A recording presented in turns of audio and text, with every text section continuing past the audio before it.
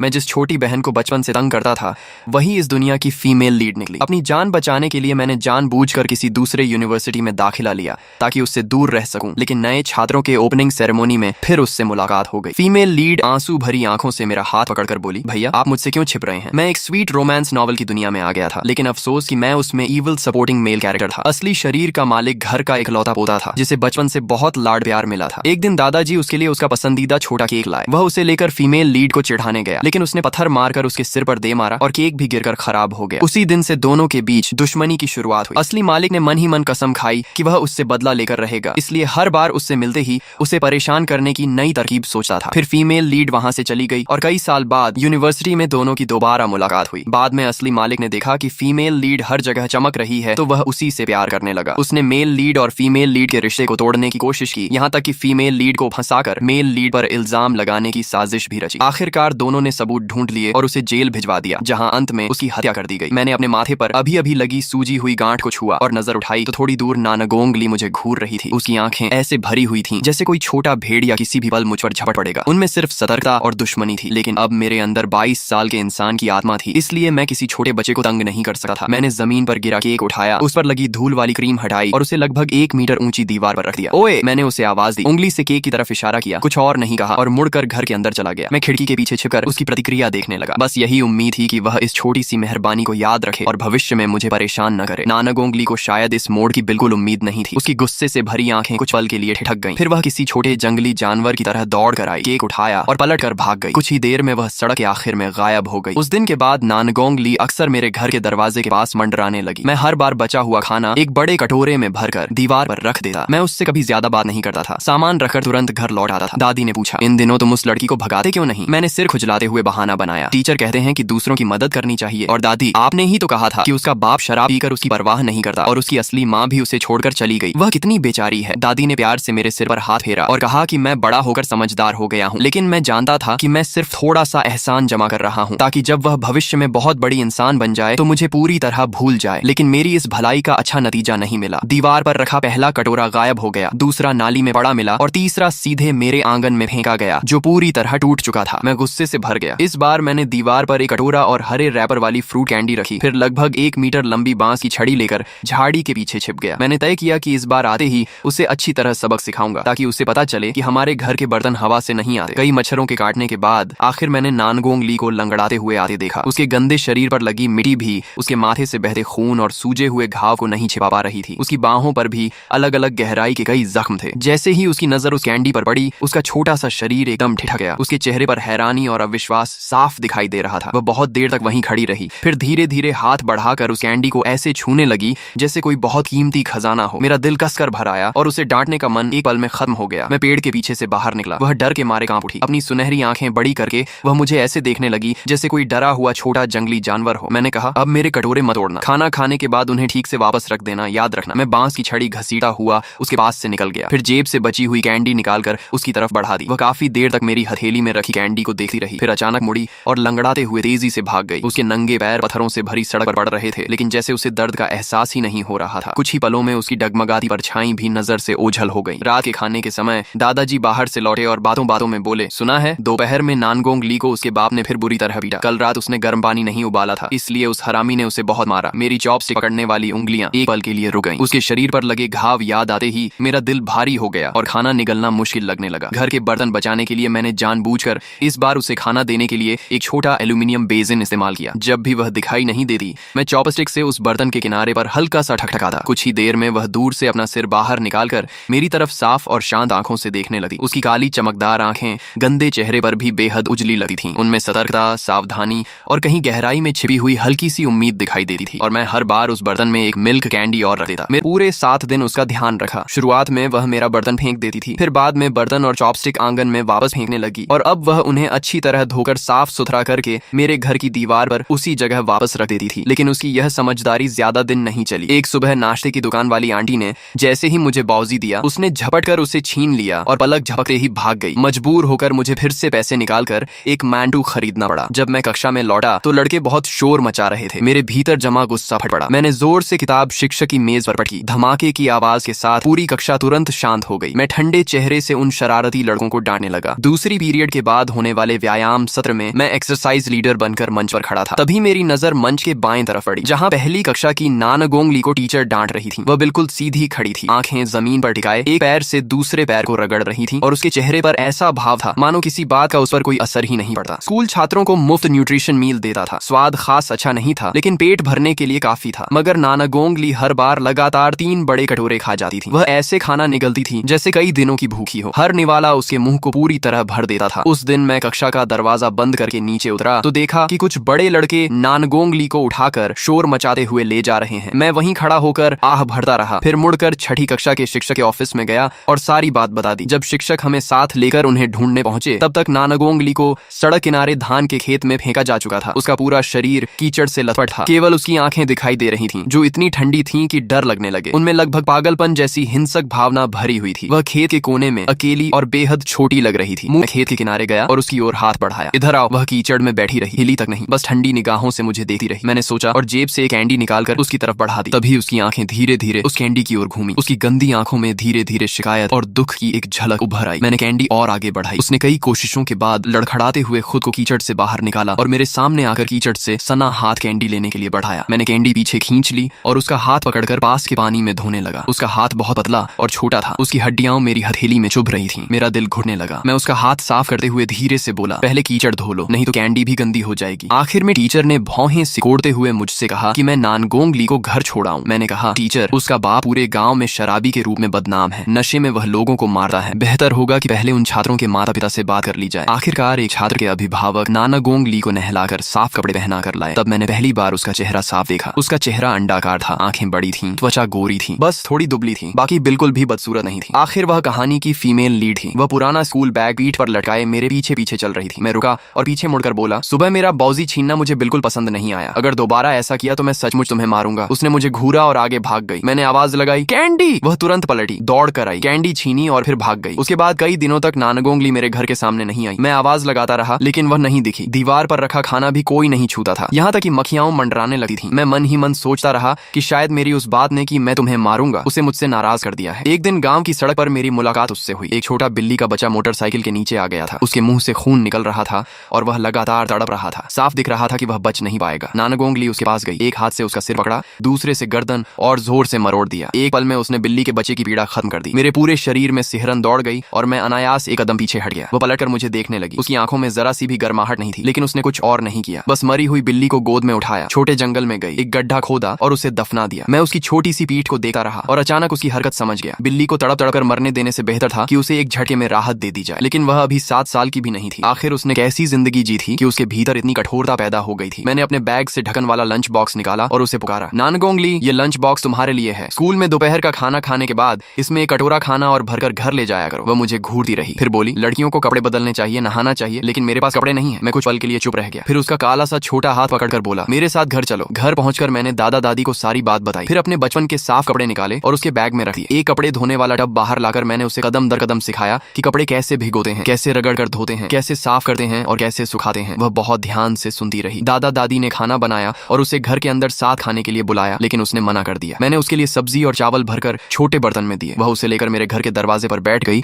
और भूखे भेड़िए की तरह सब कुछ खा गई, एक दाना भी नहीं छोड़ा। कुछ समय बाद स्कूल में मैंने फिर उसे उसके बाप से पिटते देखा। वह कोने में सिकुड़ी हुई थी, न विरोध कर रही थी, न आवाज निकाल रही थी। टीचर भी उसे बचा नहीं पा रहे थे। उसका बाप चिल्ला रहा था कि उसने किसी का कपड़े टांगने वाला हैंगर और वॉशिंग पाउडर चुरा लिया है। मेरी आंखें तुरंत लाल हो गईं। उसने ये चीजें सिर्फ इसलिए ली थी क्योंकि मैंने उसे कपड़े धोना सिखाया था। मैंने मुठियां भींच ली। जब वह शराबी सीढ़ियों के पास पहुंचा तो मैं अचानक भागकर उसकी पीठ से टकरा गया और ऐसे माफी मांगने लगा जैसे बाथरूम भागते हुए रास्ता नहीं देखा हो। स्कूल से लौटने के बाद मैंने घर के साफ हैंगर और वॉशिंग पाउडर इकट्ठे किए और दीवार पर रख दिए। नानगोंग ली ने दीवार के पीछे से सिर निकाला। मैंने सामान की तरफ इशारा करके कहा, इन्हें घर ले जाओ। उसने बाल धो लिए थे, मेरे दिए हुए अल्ट्रामैन हुडी पहन रखी थी और पूरा शरीर साफ था। मैंने उसके कानों के पीछे और गर्दन की तरफ इशारा करते हुए कहा, चेहरा और नहाते समय इन जगहों को भी अच्छी तरह साफ करना। उसने आज्ञाकारी स्वर में हूं कहा। मैंने उसे एक और कैंडी दी और नरम आवाज में पूछा, शरीर में दर्द होता है? उसने सिर हिला दिया। आंखें झुकाए वह सीधी खड़ी रही। मैंने धीरे से कहा, सब ठीक हो जाएगा, जरूर ठीक हो जाएगा। अगली सुबह दादी ने भाप में पके हुए शकरकंद एक थैले में भरकर मुझे दिए और कहा कि उन्हें नानगोंग ली को दे दूं। वह कुछ देर चुप रही, फिर उनकी आंखों में नमी भर आई। उसने धीरे से धन्यवाद कहा। दादी मुस्कुराई और प्यार से उसके सिर पर हाथ फेर दिया। स्कूल पहुंचने के बाद पीरियड के बीच के व्यायाम समय में मैंने फिर उसे कक्षा के दरवाजे पर टीचर से डांट खाते देखा। टीचर सख्त आवाज में पूछ रही थी कि उसने होमवर्क क्यों नहीं किया, लेकिन वह बस चुपचाप खड़ी रही, बिल्कुल किसी पेड़ के ठूंठ की तरह। आखिर मैं उसे अनदेखा नहीं कर पाया। जब दादी पत्ता गोभी लगा रही थी तो मैंने नाना गोंग ली को बुलाया और उसे सिखाने लगा कि सब्जियां कैसे उगाई जाती हैं। मैंने उससे कहा, सीख लो, फिर अपने घर की जमीन में लगाना। जब सब्जियां उगेंगी तो तुम खुद अपना पेट भर सकोगी और फिर चोरी करने की जरूरत नहीं पड़ेगी। वह पूरे ध्यान से अंत तक देखती रही। फिर मैंने उसे एक कटोरा खाना दिया और पत्ता गोभी के बीजों की एक छोटी सी थैली उसकी जेब में रख दी। मैंने कहा, घर जाकर इन्हें जमीन में बो देना। अगर कुछ समझ ना आए तो मुझसे पूछ लेना। उसे दूर जाते देकर मैं खुद को रोक नहीं पाया और पीछे से आवाज लगाई, होमवर्क करना मत भूलना। धीरे धीरे मेरे और नानगोंग ली के बीच एक अनकही समझ बन गई। वह हर सुबह मेरे घर आकर थोड़ा सा नाश्ता करती, फिर मेरे पीछे पीछे स्कूल जाती। छुट्टी के बाद वह टीचर के ऑफिस के बाहर बैठकर होमवर्क करती और जब मेरी छुट्टी होती तो फिर मेरे साथ घर लौटी। कुछ सहपाठी उसका मजाक उड़ाते और उसे मेरी छोटी पूंछ कहते, लेकिन वह कभी परवाह नहीं करती। हाँ, अगर कोई उस पर कीचड़ फेंक देता तो वह पागलों की तरह टूट पड़ती और अपने से आधा सिर लंबे बच्चे को भी जमीन पर गिराकर पीट देती। मैं उसे खींचकर अलग करता और डांटा तो वह धीमी आवाज में कहती, तुम्हारे कपड़े गंदे नहीं होने चाहिए। मैं कुछ पल के लिए स्तब्ध रह गया। फिर मैंने उसके कपड़ों पर लगा कीचड़ साफ करते हुए कहा, कपड़े गंदे हो जाएं तो धोए जा सकते हैं, लेकिन अगर तुम्हें चोट लग गई तो दर्द होगा, ताकि कोई उसे फिर तंग न करे। मैंने उससे कहा कि छुट्टी के बाद वह टीचर के ऑफिस में ही बैठा करे और मेरा इंतजार किया करे, फिर हम साथ घर जाएंगे। शरद ऋतु की फसल के समय मैं दादा दादी के साथ खेत में शकरकंद निकाल रहा था। तभी मैंने दूर खड़ी नानगोंग ली को चुपचाप हमारी तरफ देखते हुए देखा। मैं दौड़कर घर गया, एक छोटा थैला लाया और उसे देते हुए कहा, 100 तक गिनो, फिर यहाँ आकर हमारी शकरकंद अलग कराने में मदद करना। दादा दादी भी मेरी मंशा समझ गए और मुस्कुराते हुए उसे मदद के लिए बुलाने लगे। वह वहीं खड़ी रह गई। शायद पहली बार किसी ने उस पर दया नहीं बल्कि बराबरी का अपनापन दिखाया था। वह काफी देर तक नहीं हिली। जब मैंने दोबारा पुकारा तब जाकर वह झुककर पूरी लगन से हमारे साथ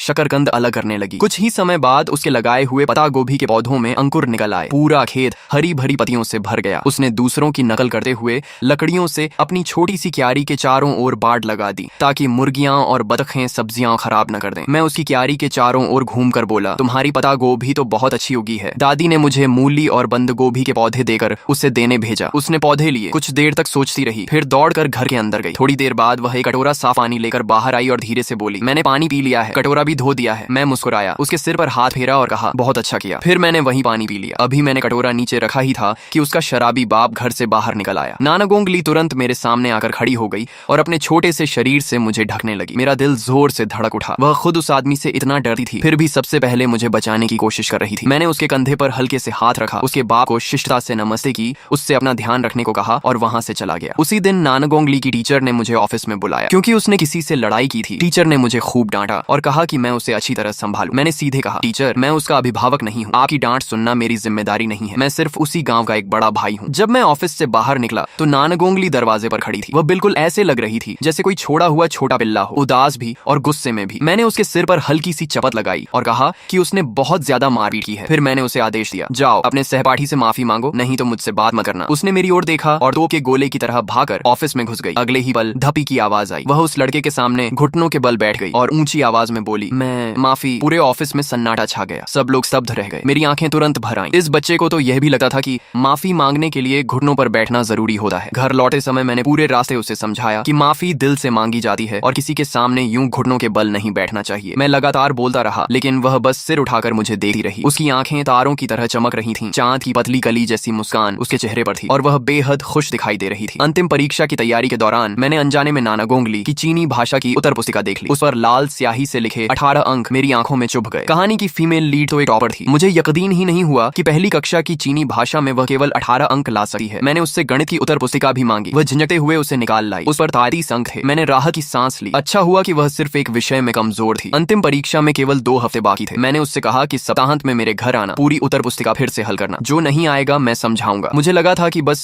थोड़ा सा पढ़ाने से बात बन जाएगी, लेकिन असलियत बिल्कुल उलट ही निकली। उसे यह भी नहीं आता था, वह भी नहीं आता था। एक साधारण फिल इन द ब्लैंक्स वाला सवाल मैंने न जाने कितनी बार समझाया, फिर भी वह हर बार गलत लिख देती। मैं इतना परेशान हो गया कि 2 दिन तक उसे पढ़ाने ही नहीं बुलाया और मजाक में कहने लगा कि अब तो मुझे इंस्टेंट हार्ट मेडिसिन की जरूरत पड़ जाएगी। आखिरकार परीक्षा का परिणाम आया। मेरे बहुत अच्छे अंक आए, जबकि नानागोंग ली को चीनी भाषा में 45 अंक मिले। उसने आखिरकार पूरा कक्षाओं की जिम्मेदारी मैंने अपने ऊपर ले ली। सर्दियों की छुट्टियों में वह बहुत तेजी से सीखने लगी। बस चीनी भाषा में कभी कभी उसकी समझ नहीं खुलती थी, बाकी लगभग हर चीज एक बार समझाने पर सीख जाती थी। मम्मी पापा मुझे नए साल पर शहर ले जाने आए। मैं उसके लिए अभ्यास पुस्तिकाएं, कॉपी बुक और रेफरेंस बुक्स लाया। पूरे सर्दियों की छुट्टियों का ढेर सारा होमवर्क भी उसे देकर गया। जब मैं जा रहा था वह सड़क किनारे खड़ी मुझे टटकी लगाकर देख रही थी। उसकी बड़ी बड़ी आंखों में बिछड़ने का दुख साफ दिखाई दे रहा था। मैंने उसके सिर पर हाथ फेरकर मुस्कुराते हुए कहा, मैं बहुत जल्दी लौट आऊंगा, तुम्हारे लिए कैंडी और खिलौने लाऊंगा। जब तक तुम सारी अभ्यास पुस्तिकाएं पूरी कर लोगी मैं भी वापस आ जाऊंगा। उसने सिर हिलाया और वहीं सड़क किनारे खड़ी रही। मेरी गाड़ी आंखों से ओझल हो गई, फिर भी वह अपनी जगह से नहीं हिली। नए साल से पहले मैं मम्मी मम्मी पापा के साथ गांव लौटा। इस बार मैं उसके लिए पॉप्स, एक छोटा स्पिनिंग टॉप और एक जोड़ी नए जूते लाया था। मैंने जूतों का डिब्बा उसकी तरफ बढ़ाया। वह उसे दोनों हाथों से पकड़े बहुत देर तक चुप खड़ी रही। जब उसने सिर उठाया तो उसकी आंखें पूरी तरह लाल हो चुकी थीं। आंसू पलकों में भर आए थे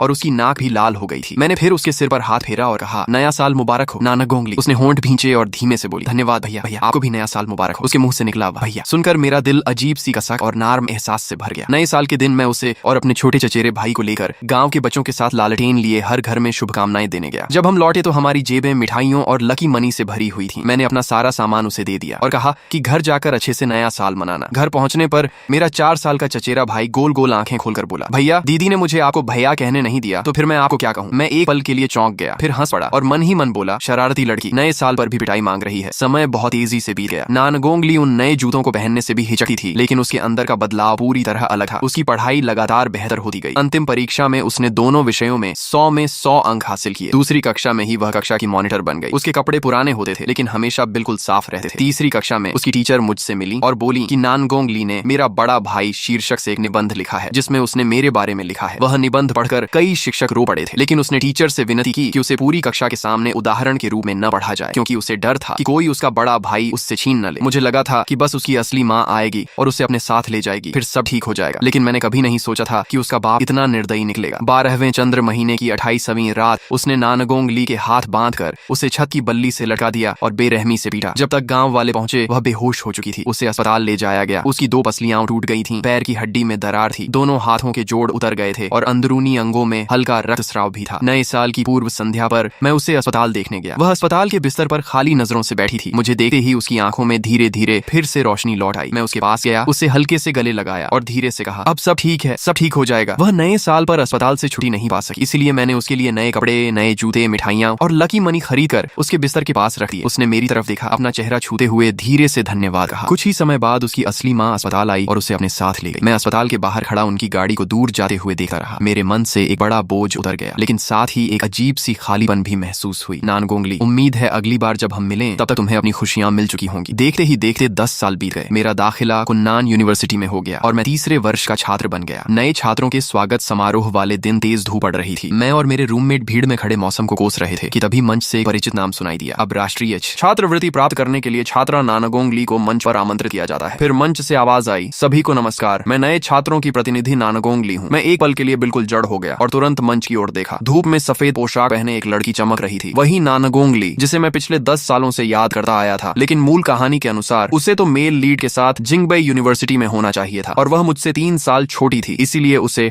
अभी 12वीं कक्षा में होना चाहिए था। मैंने स्कूल के फोरम और रूममेट्स की बातों में उसकी न जाने कितनी तस्वीरें और वीडियो देखे थे। वह पूरे कैंपस की सबसे मशहूर देवी जैसी लड़की बन चुकी थी, लेकिन लगता था कि अब वह मुझे पहचानती भी नहीं थी। एक दिन कैफेटेरिया में हमारी आमने सामने मुलाकात हुई। वह सीधे मेरी तरफ आई और बिना मेरी ओर देखे मेरे पास से निकल गई। एक पल के लिए भी नहीं रुकी। मेरा दिल हल्का हो गया। मैंने सोचा, अच्छा है, अजनबी बने रहना ही बेहतर है। हम दोनों एक दूसरे की जिंदगी में दखल नहीं देंगे और मैं मूल कहानी वाले दुखद अंत से भी बच जाऊंगा। स्वागत समारोह की शाम में कार्यक्रम का होस्ट था। मंच से नीचे उतरते समय उसकी मंच पर जाने के लिए उससे मुलाकात हुई। हम दोनों बिना एक दूसरे की तरफ देखे एक दूसरे के पास से निकल गए। उसने पियानो बजाते हुए जो गीत गाया उसने पूरे सभागार को मंत्रमुग्ध कर दिया। उसी दिन से उसका नाम पूरे यूनिवर्सिटी में गूंजने लगा। मुझे लगा था कि हम हमेशा 2 समानांतर रेखाओं की तरह रहेंगे जो कभी नहीं मिलती। लेकिन कुछ समय बाद हॉस्टल के मॉनिटर ने लड़कों और लड़कियों के हॉस्टल की गेट टुगेदर रखी। मैं बफे रेस्टोरेंट पहुंचा और पहली ही नजर में वहां बैठी नानगोंगली को पहचान लिया। मेरा रूममेट मुस्कुराकर बोला, जानते हो, बड़ी मुश्किल से हमने पूरे कॉलेज की सबसे मशहूर लड़की को बुलाया है। मेरा दिल धक से रह गया। जैसे ही हम अंदर गए कई लड़कियों ने हमारी तरफ देखा। नानगोंगली की नजर भी हम पर पड़ी। उसकी निगाह एक पल के लिए मुझ पर ठहरी, फिर वह बिना किसी भाव के सिर झुकाकर बैठ गई। मैंने राहत की सांस ली। लगता है उसने सच में मुझे नहीं पहचाना। अच्छा है, चुपचाप खाना खाएंगे और बात खत्म। मेरे रूममेट जो ताऊ ने सबका परिचय कराया और मेरा नाम भी बताया, नियचिंगसी। मैंने नानगोंगली की तरफ देखा। मुझे लगा था कि मेरा नाम सुनकर उसके चेहरे पर कोई प्रतिक्रिया आएगी, लेकिन उसका चेहरा बिल्कुल शांत रहा। कोई हलचल नहीं हुई। अब मैं पूरी तरह निश्चिंत हो गया और सामने बैठी लड़कियों से मुस्कुराकर बात करने लगा। तभी अचानक धड़ाम की आवाज आई। नानगोंगली के सामने रखा गिलास गिर गया और पानी पूरी मेज पर फैल गया। आसपास बैठे लोग जल्दी जल्दी मेज साफ करने लगे, लेकिन उसी दौरान उसकी नजर फिर मेरी आंखों से जा मिली। मैंने शिष्टता से सिर हिलाकर अभिवादन किया और फिर नजर हटा ली। जब सब सामान्य हो गया तो सबने एक दूसरे से हाथ मिलाया और खाना शुरू किया। कुछ देर बाद मैं वॉशरूम गया। वापस लौटा तो देखा कि सामने वाली सीट पर अब नानगोंगली बैठी थी। मैं एक पल के लिए रुक गया, फिर अपने शरारती रूममेट्स के चेहरे देखकर समझ गया कि यह उन्हीं की करतूत है। मैंने सामने बैठी नानगोंगली को देखा। वह चुपचाप सिर झुकाकर खाना खा रही थी। उसकी लंबी पलकें हल्के हल्के कांप रही थीं और उसके पूरे व्यक्तित्व से मासूमियत और विनम्रता झलक रही थी। वह बचपन वाली नानागोंग ली से बिल्कुल अलग लग रही थी। मैंने पूरे समय सिर झुकाकर खाना खाया और उससे एक शब्द भी नहीं बोला। तभी मेरा फोन लगातार वाइब्रेट होने लगा। रूममेट्स ग्रुप में मुझे ओ करके लिख रहे थे कि वह नानगोंग ली की रूममेट है। वह बार बार मेरी तरफ देख रही थी। जितना ज्यादा देखती उतनी ही ज्यादा दुखी दिखाई देती। उसकी आंखें लाल होने लगी। मेरे रूममेट मुझे प्ले बॉय कहकर डांटने लगे। मैंने बेबस होकर सिर उठाया और संयोग से उसकी लाल हुई आंखों से नजर मिल गई। मैं भीतर तक हिल गया। ये वह नानागोंग ली बिल्कुल नहीं थी जिसे मैं जानता था। बचपन में चाहे उसे कितना भी दुख होता, वह सब कुछ चुपचाप सह लेती थी। वह कभी भी इतनी नाजुक और रो पड़ने वाली नहीं थी। मैंने खुद को याद दिलाया कि मैं इस कहानी का सपोर्टिंग विलन हूँ, इसलिए फिर सिर झुकाकर चुपचाप खाना खाने लगा। खाना खत्म करके मैंने रूममेट्स को हाथ हिलाकर बाय कहा और जाने के लिए मुड़ा। तभी पीछे से एक बहुत सावधान और उम्मीद से भरी आवाज आई, भैया। मेरा पूरा शरीर एक पल में सख्त हो गया। मैं तुरंत पलटा। नानागोंग ली आधा कदम आगे बढ़ चुकी थी और बड़ी उम्मीद से मुझे देख रही थी। मेरे दिमाग में खतरे की घंटियां बज उठी। उसने मुझे पहचान लिया था, लेकिन वह यहाँ कैसे आई? मेरे मन में एक साथ अनगिनत सवाल उमड़ पड़े। जितना सोचता उतना डरता। मैंने जल्दी से कहा, मुझे वापस जाकर असाइनमेंट पूरा करना है, फिर मिलते हैं। इतना कहकर मैं तुरंत भाग गया। मानो एक पल भी रुक गया तो वह मुझे पकड़ लेगी। रास्ते भर रूममेट्स मेरा मजाक उड़ाते रहे। वे पूछते रहे कि क्या मुझे कॉलेज की देवी जैसी लड़की बिल्कुल भी पसंद नहीं आई। मैंने उन्हें घूर कर कहा, क्या तुम्हें लगता है कि मैं तुम लोगों की तरह हर किसी के पीछे भागता हूँ? मेरी बात खत्म होते ही फोन पर फ्रेंड रिक्वेस्ट आ गई। नोट लिखा था, मैं नानागोंग ली हूँ। मैं अभी सोच ही रहा था कि स्वीकार करूं या नहीं, तभी जो ताऊ ने मेरा हाथ पकड़ लिया और वांग छंगियू ने बिना पूछे एक्सेप्ट पर क्लिक कर दिया। ऊपर से बड़ी शान से बोला, मैं तुम्हें इतना निर्दयी बनने नहीं दूंगा। मैं स्वीकृत हुई फ्रेंड रिक्वेस्ट को देखता रहा और बेबस होकर आह भर दी। मन में बस यही लगा कि अब उससे बच पाना नामुमकिन है। उसके बाद नानगोंग ली ने मुझे ढेर सारे संदेश भेजे। पूछती कि मैं क्या कर रहा हूँ, मुझे मिल्क टी पिलाने चलने को कहती। पूछती कि क्या मैं उससे नफरत करता हूँ, मेरे साथ गेम खेलने का निमंत्रण देती। लेकिन मैंने हर बार एक ही तरह के जवाब दिए। सोने की तैयारी कर रहा हूँ, परेशान मत करो। डाइट पर हूँ, परेशान मत करो। क्लास में हूँ, परेशान मत करो। कुछ ही समय बाद जो ताऊ ने ग्रुप में मुझे फिर प्ले बॉय कहकर डांटा। उसने कहा कि जूनियर लड़की तो हॉस्टल में रोने वाली है। फिर उसने एक तस्वीर भेजी। तस्वीर में नानागोंग ली दोनों हाथों से फोन पकड़े अपना सिर झुकाए बैठी थी। उसकी आंखें लाल थीं, उनमें आंसू भरे हुए थे और वह ऐसी लग रही थी जैसे उसे दुनिया का सबसे बड़ा दुख मिला हो। मेरे सारे रूममेट्स एक एक करके मुझ पर टूट पड़े और मुझे पत्थर दिल कहने लगे। उनका लगातार हमला सुनकर मेरा सिर चकराने लगा, लेकिन फिर भी मैंने दांत भींचकर उसके साथ टहलने जाने का निमंत्रण ठुकरा दिया और जवाब दिया, मैं ड्रामा देख रहा हूँ, परेशान मत करो। मैंने मन ही मन तय कर लिया था कि यह नानागोंग ली आखिर सच में वही है या नहीं, मैं नहीं जानता, लेकिन उससे जितना दूर रह सकूं उतना अच्छा है। मगर उससे बचना आसान नहीं था। कुछ दिन बाद रूममेट्स ने फिर बारबेक्यू पार्टी रखी। वहां पहुंचकर पता चला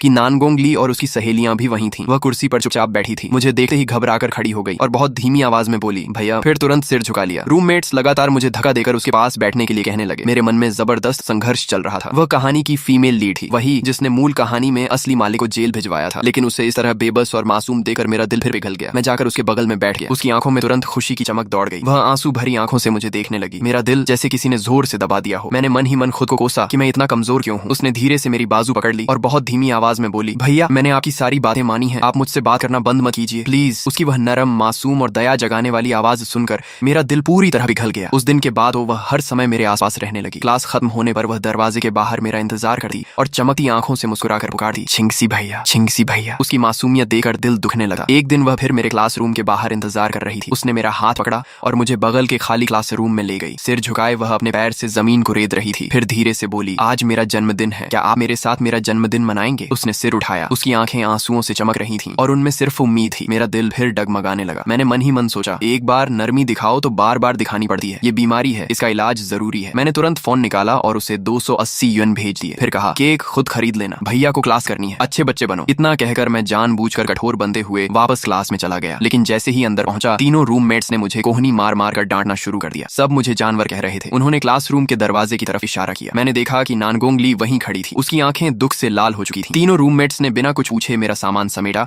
और मुझे धक्का देकर उसके सामने पहुंचा दिया। मैंने बेबस होकर आह भरी और कहा, चलो बताओ जन्मदिन कैसे मनाना है। ये सुनते ही वह खिल उठी। उसकी आंखों का सारा दुख पल भर में गायब हो गया। उस दिन वह मुझे मैरी गो राउंड पर ले गई, कॉटन कैंडी खिलाई, तरह तरह के खेल खिलाए और पूरे दिन मुझे खूब घुमाया। मैं पूरी तरह थक गया था। लेकिन जब हम टैक्सी से उतरे और सामने 4 सितारा होटल देखा तो मेरे होश उड़ गए। मैं कांपती आवाज में बोला, छोटी, इसका क्या मतलब है? उसने शर्माते हुए होंठ काटे, मेरी तरफ एक नजर देखी और बहुत धीमे से बोली, मैंने इंटरनेट पर पढ़ा है कि 18 साल के बाद। उसने बात पूरी नहीं की, लेकिन उसका मतलब साफ था। मैं डर के मारे तुरंत पलटा, भागकर वापस टैक्सी में बैठ गया और ड्राइवर से चिल्लाकर कहा, जल्दी चलिए। मैं ऐसे भागा जैसे जान बचाकर निकल रहा हूँ। हॉस्टल लौटे ही मैंने उससे बहुत गंभीरता से एक लंबा संदेश भेजा। उसमें साफ लिखा कि हमें अपनी सीमाएं तय करनी चाहिए और हमारा रिश्ता सिर्फ एक सामान्य सीनियर और जूनियर का है। उसी रात मुझे एक डरावना सपना आया। सपने में नानगोंग ली मेरी गर्दन में बाहें डालकर ठंडी मुस्कान के साथ कह रही थी, भैया, अब आप मुझसे कभी नहीं बच सकते। मैं घबराकर एकदम जाग गया। आंखें खुली तो देखा कि मेरे सामने रूममेट वांग छंगियू खड़ा था। मेरे रूममेट मुझे गुस्से और शिकायत भरे चेहरे से देखने लगे। उन्होंने कहा कि नानगोंग ली आधी रात कंबल में छिपकर रोती रही और पूरे हॉस्टल को पता चल गया। मैंने फोन चालू किया तो देखा उसने उसने मुझे बहुत सारे संदेश भेजे थे। वह लगातार मुझसे माफी मांग रही थी, कह रही थी कि वह सचमुच मुझसे प्यार करती है और मुझसे विनती कर रही थी कि मैं उससे बात करना बंद न करूं। मेरी आंखों के सामने जैसे उसका रोते रोते संदेश टाइप करना घूम गया। मेरा दिल अपराध बोध से भर गया। जाने कैसे मेरे हाथों ने अपने आप जवाब भेज दिया। ऐसा नहीं है, मैं सो गया था। संदेश भेजते ही मन हुआ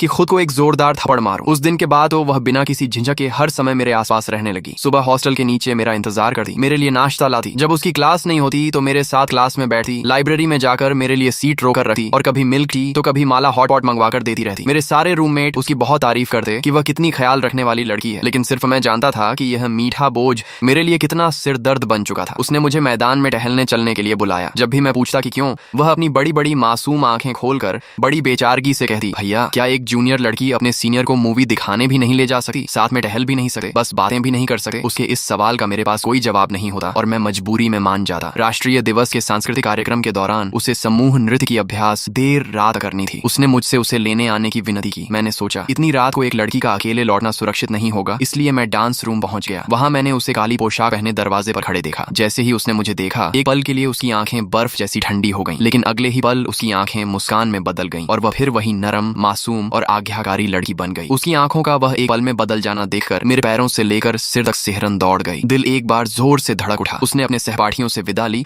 और मेरे साथ नीचे उतरने लगी। सीढ़ियों के हर छोटे खाने में उसने मेरे लिए कोई न कोई छोटा सा सरप्राइज छिपा रखा था। मुझे शर्म भी आ रही थी, लेकिन मन ही मन खुशी भी हो रही थी। जब हम पहली मंजिल पर पहुंचे तो आखिरी खाने से उसने एक लाल मखमली डिब्बा निकाला। मैं एक पल में होश में आ गया। मुझे लगा उसमें अंगूठी होगी। डर के मारे मेरी सांस अटक गई, लेकिन डिब्बा खुला तो उसके अंदर 2 लाल मनकों से बुना हुआ लाल धागा रखा था। वह मुस्कुराकर बोली, भैया जन्मदिन मुबारक हो। मैंने सूखे गले से सिर्फ धन्यवाद कहा, लेकिन वह तुरंत मेरे पास आ गई। अपनी गाल की तरफ इशारा करते हुए बोली, इतनी भी क्या बेरुखी, भैया एक किस तो कर दीजिए। मेरा दिमाग सुन्न हो गया, चेहरा आग की तरह गर्म हो गया। मैं तुरंत मुड़ा और वहां से चल दिया। पीछे से उसकी घंटियों जैसी हंसी सुनाई देती रही। कुछ समय बाद झो ताओ ने अपनी पसंद की लड़की को प्रभावित करने के लिए सबको एक रोमांटिक मूवी दिखाने का कार्यक्रम बनाया। मैं सिनेमा हॉल में बैठा था। अंधेरे में नानगोंग ली धीरे से मेरे पास सरक आई और मेरा हाथ पकड़ लिया। मैंने तुरंत हाथ खींच लिया और धीमी आवाज में पूछा, तुम क्या कर रही हो? उसने होंठ खींच लिए। अंधेरे में उसकी आंखें असाधारण रूप से चमक रही थीं। वह भीगी आंखों से मुझे देखते हुए बोली, भैया मैं आपकी गर्लफ्रेंड कब बनूंगी? मैं घबराहट में बार बार लार निकलने लगा और बोला, तुम बहुत अच्छी हो, लेकिन अभी बहुत छोटी हो। वह अचानक मेरे कान के पास झुक गई। उसकी गर्म सांस मेरे कानों से टकराई। वह मुस्कुराकर फुसफुसाई, मैं छोटी नहीं हूँ। मैं झटके से खड़ा हो गया। मेरे हाथ का पॉपकॉर्न पूरे फर्श पर बिखर गया। मैं घबराकर बगल वाली खाली सीट पर जाकर बैठ गया। मेरा दिल इतनी तेज धड़क रहा था